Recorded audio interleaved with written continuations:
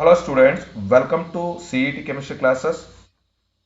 ಇವತ್ತಿನ ಕ್ಲಾಸ್ ಅಲ್ಲಿ ಮಕ್ಕಳೇ organic chemistry first year chapter ಆದಂತಹ some basic principles and techniques ಅಲ್ಲಿ ಇರುವಂತಹ ಇಂಪಾರ್ಟೆಂಟ್ ಕಾನ್ಸೆಪ್ಟ್ ಮೊದಲ ಕ್ವಶನ್ಸ್ ಸಿಇಟಿ ಅರೈಸ್ ಆದ್ರೆ ಯಾವ ತರ ಸಾಲ್ವ್ ಮಾಡಬಹುದು ಅನ್ನೋದನ್ನ ತಿಳಿಸ್ಕೊಡ್ತೀನಿ.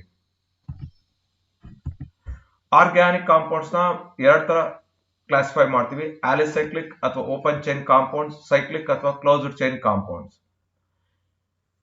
Again, closed chain compounds are broadly classified into homocyclic compounds as well as heterocyclic compounds. Again, homocyclic compounds na alicyclic, aromatic antivi. Aromatic compounds are again classified into benzonoid and non-benzonoid compounds.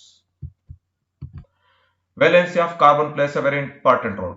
Carbon has got catenation property. Due to this catenation property, we are dealing the preparation and properties of carbon in separate concept called as organic chemistry. ಈ carbon ಮೂರ್ ತರದಾದಂತಹ hybridisation ಹೋಗುತ್ತೆ: sp2 sp3. Percentage of S character ಬಂದು 50%, ಇದು 33.3%, ಇದು 25%. This is the complete structural formula of representation of organic molecule. ಇದು condensed structural formula of an organic molecule. ಇದು bond line representation of aliphatic organic molecule. And this is the bond line representation for closed chain organic molecules. ಇಲ್ಲಿ most important ಏನ್ ನಾವು ಕಲಿಬೇಕು ಅಂದ್ರೆ IUPAC naming of organic compounds. ನೀವು rules and regulations ನ first year PUC ಅಲ್ಲಿ ನೀಟಾಗಿ ಕಲ್ತಿರ್ತೀರಾ ಅಂತ ಹೇಳಿದೀನಿ. ಒಂದು ಸಿಂಪಲ್ ವೇ ಮೇಲೆ ಹೇಳ್ಕೊಡ್ತೀನಿ. ಯಾವುದೇ ನಾನು ಐಯುಪ್ಯಾಕ್ ಒಂದು ಮಾಲಿಕ್ಯೂಲ್ ಹೇಳ್ತಾ ಇದ್ದೀನಿ ಅಂದ್ರೆ ನಾನು ಇಷ್ಟು ಕಾನ್ಸೆಪ್ಟ್ಸ್ ನ ತಲೆಯಲ್ಲಿ ಇಟ್ಕೊಂಡಿರ್ಬೇಕು. ಫಸ್ಟ್ ಪ್ರಿಫಿಕ್ಸ್ ಯಾವುದು, ಬಿ ವರ್ಡ್ ರೂಟ್ ಯಾವುದು, number of carbon atoms, C primary suffix ಯಾವುದು, double bond, single bond, triple bond, D secondary suffix ಯಾವುದು, ಫಂಕ್ಷನಲ್ ಗ್ರೂಪ್ ಇದೇನಿದು ಫಂಕ್ಷನಲ್ ಗ್ರೂಪ್ ಯಾವುದು. ಇದು ನನಗೆ ಕ್ಲೀನ್ ಆಗಿ ಗೊತ್ತಿದ್ರೆ I can easily identify the IUPAC name of the given organic molecule. ಇದು common name of organic aromatic hydrocarbons. ಮಕ್ಕಳೇ ವಿಡಿಯೋನ ಪಾಸ್ ಮಾಡಿ ಇದನ್ನೆಲ್ಲ ಬರ್ಕೊಂಡು ಪ್ರಾಕ್ಟೀಸ್ ಮಾಡಿ. And these are the IUPAC name of aromatic hydrocarbons. Aromatic hydrocarbons. Next, coming to very important concept is purification. Organic compounds can be purified by total 5 methods. First one, crystallization, sublimation, distillation, solvent extraction, and chromatographic method. ಈ distillation ಅಲ್ಲಿ simple distillation, fractional distillation, vacuum distillation and steam distillation process ನ ಮಾಡಿಸಿರ್ತೀವಿ. So first year PUC NCERT book ತೆಗೆದು ಈ concepts ಅಲ್ಲಿ ಬೇಕಾಗಿರುವಂತ important notes ನೆಲ್ಲ ನೀಟಾಗಿ ಒಂದ್ ಕಡೆ ಬರ್ಕೊಳ್ಳಿ ಮಕ್ಕಳೇ. ಇದು ಫ್ರಾಕ್ಷನಲ್ ಡಿಸ್ಟಿಲೇಷನ್ ನಡೆಯುವಂತ ಎಕ್ಸ್ಪೆರಿಮೆಂಟಿನ ಒಂದು ಡಯಾಗ್ರಾಮು. ಇದು ಕ್ರೋಮಟೋಗ್ರಫಿ, ಡಿಫರೆನ್ಷಿಯಲ್ ಎಕ್ಸ್ಟ್ರಾಕ್ಷನ್ ಅಂಡ್ ಕ್ರೋಮಟೋಗ್ರಫಿ ಅಲ್ಲಿ ನಡೆಯುವಂತ ಒಂದು ಕಾನ್ಸೆಪ್ಟ್. ಕ್ರೋಮಟೋಗ್ರಫಿ ಎರಡ್ ತರ ಇರುತ್ತೆ, ಒಂದು ಅಡ್ಸಾರ್ಪ್ಷನ್, ಇನ್ನೊಂದು ಪಾರ್ಟಿಷನ್. ಅಡ್ಸಾರ್ಪ್ಷನ್ ಅಲ್ಲಿ competition between solid and gas ಅಥವಾ solid and liquid. Solid liquid ನಾನು ಸಪರೇಟ್ ಮಾಡ್ತಿದ್ದೀನಿ ಅಂದ್ರೆ ಅಲ್ಲಿ ಎರಡ್ ತರ ಕ್ರೋಮಟೋಗ್ರಫಿ ಯೂಸ್ ಮಾಡ್ತೀನಿ. ಒಂದು ಕಾಲಮ್ ಕ್ರೋಮಟೋಗ್ರಫಿ, ಇನ್ನೊಂದು thin layer chromatography. Liquid gas, liquid ನಾನು ಸಪರೇಟ್ ಮಾಡಬಹುದು. ಲಿಕ್ವಿಡ್ ಸಪರೇಟ್ ಮಾಡ್ತಾ ಇದ್ದೀನಿ ಅಂದ್ರೆ again I can use column chromatography, paper chromatography as well as TLC chromatography. Next, coming to qualitative analysis of organic compounds. This is an experiment which is used to determine the percentage of carbon and hydrogen present in the given organic compound. Percentage of carbon ಹೆಂಗ್ ಕಂಡುಹಿಡಿಬಹುದು, percentage of hydrogen ಹೆಂಗ್ ಕಂಡುಹಿಡಿಬಹುದು ಅಂತ ಕೊಟ್ಟಿದ್ದೀನಿ ಮಕ್ಕಳಲ್ಲಿ. Jalas method. This is an experiment which is used to determine the amount of nitrogen present ಅಥವಾ percentage of nitrogen present in the given organic compound. ಇದು qualitative analysis ಆಯ್ತು. Qualitative analysis ಅಲ್ಲಿ detection of carbon and hydrogen present in a given organic compound by the method called as lime water test. Other than carbon, nitrogen, chlorine, bromine and iodine can associated with the organic compound. ಅದನ್ನ ಯಾವ ತರ determine ಮಾಡಬಹುದು ಅಂದ್ರೆ by using Lagrange test.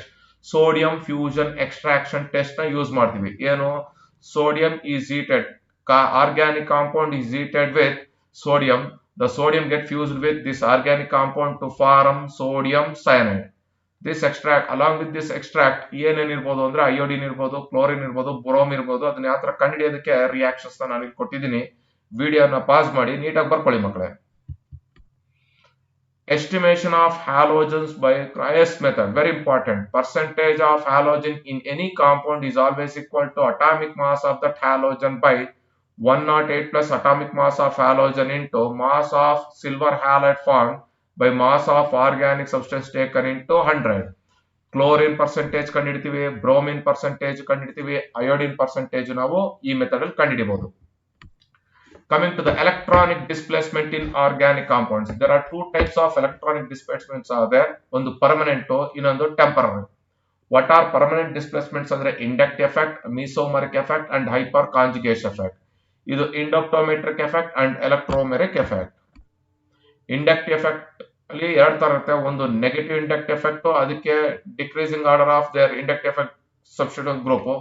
ಇನ್ನೊಂದು positive inductive effect. Again resonance effect ಅಲ್ಲೂ ಎರಡು ತರ ಹೇಳ್ಕೊಟ್ಟಿರ್ತೀವಿ. Positive resonance effect as well as negative resonance effect. Resonance ನಾನು ಇನ್ನೊಂದು ತರ ಮಾತಾಡಿರ್ತೀವಿ, ಮೀಸೋಮರಿಕ್ ಎಫೆಕ್ಟ್. ಅದನ್ನ ಪ್ಲಸ್ ಎಂ ಅಂತ ರೆಪ್ರೆಸೆಂಟ್ ಮಾಡ್ತೀವಿ. ಮೈನಸ್ ನೆಗೆಟಿವ್ ಮೀಸೋಮರಿಕ್ ಎಫೆಕ್ಟ್ ಅಂದ್ರೆ minus M effect. What is meant by hyperconjugation effect ಅಂದ್ರೆ displacement of sigma bond pair electrons which exist between carbon and hydrogen atom with the adjacent sigma bond is called as hyperconjugation effect. Next, coming to very important concept, isomerism. You are going to deal with only structural isomerism but not with stereoisomerism in your PUC part. Structural isomerisms ಯಾವಪ್ಪ ಅಂದ್ರೆ chain, position, functional, metamerism and tautomerism. ಎಲ್ಲದಕ್ಕೂ ನೀವು ಒಂದೊಂದು example ನ ನೀಟಾಗಿ ಬರೆದು practice ಮಾಡಿ ಮಕ್ಕಳೇ. It is very important for our CET level examination. Coming to the objective part, how many pairs of chain isomers are possible with C5H10? C5 1 2 3 4 5. ಇದು double bond ಇಲ್ಲಿ ಬರೋಣ. ಒಂದು ಪೇರ್ ಬರಿತಾ ಇದ್ದೀವಿ. 1 2 3 4 5. ಇದೊಂದು pair of isomer. Again 1 2 3 4 5 double bond and 1 2 3 4 double bond. Is on pair of isomers. So we get two possible isomers are formed. How many position isomers are present in salicylaldehyde? Salicylaldehyde and nan barda double bond double bond double bond OH CHO. So idu main substituent group anta hodre idu ortho alli irutte, ಮೆಠಾ ಇರುತ್ತೆ, ಇಲ್ಲಿ para ಇರುತ್ತೆ. therefore 3 isomeric forms I can represent. What is the IUPAC name of tertiary butyl iodide? CH3 C CH3 CH3 tertiary butyl iodide. ಆಯ್ತಾ? ಈಗ numbering ಮಾಡಿ ಮಕ್ಕಳೇ. ಇಲ್ಲಿಂದ start ಮಾಡೋಣ. 1 2 ಅಥವಾ ಇಲ್ಲಿಂದ ಸ್ಟಾರ್ಟ್ ಮಾಡಿದ್ರೆ 1 2, ಇಲ್ಲಿಂದ ಸ್ಟಾರ್ಟ್ ಮಾಡಿದ್ರೆ 1 2. So 1 methyl 2 iodo methane methyl propyl 1 2 3 ಸಾರಿ ಮಕ್ಕಳೇ 1 2 3 ಇದು ಸ್ಟ್ರೈಟ್ ಚೈನ್ ಆಗುತ್ತೆ.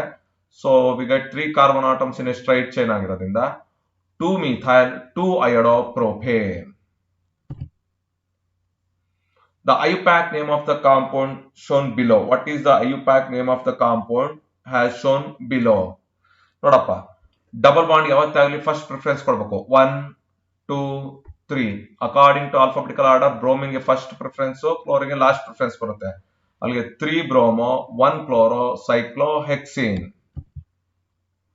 Which compound does not use for positive test for Lagrange test for nitrogen?